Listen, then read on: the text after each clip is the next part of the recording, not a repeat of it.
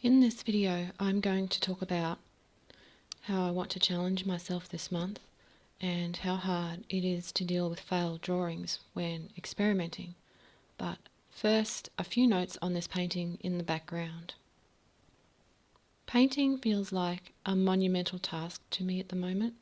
This one was painted before I took a break in March, and I still haven't painted anything since. It's been a slow climb back from dealing with the loss of Jonesy, my cat. I remember how I tackled this to some degree though. Firstly, I divided the cup into light and shadow parts. It worked out somewhat, but looking at it now, I feel I need to work on being more confident in my brush strokes. They look very hesitant to me, and I think that comes down to repetition, creating more work in this medium, which I am planning to do. Next step, I filled in the background to create an environmental place for the oven mitt and the cup to sit on and occupy instead of feeling like it's floating in space. Even though it's just a flat colour, it seems enough for me to then keep working on the piece.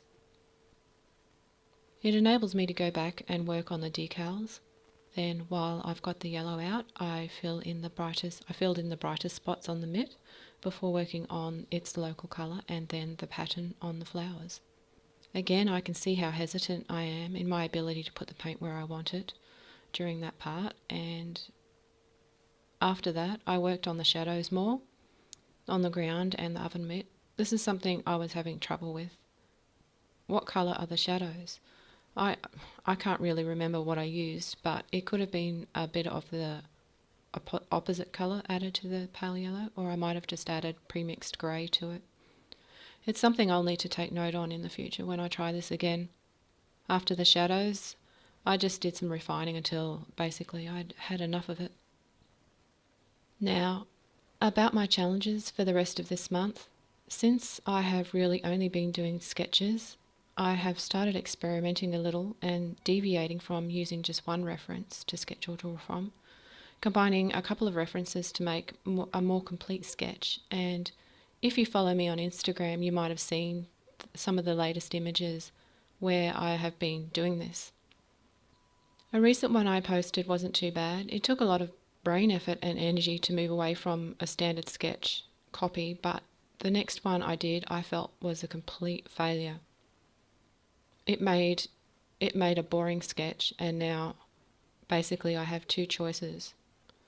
One, realise that it's too hard for me at the moment and give it up now or forever. And two, recognise that not all experiments are going to work out and accept the failures and move on and create more.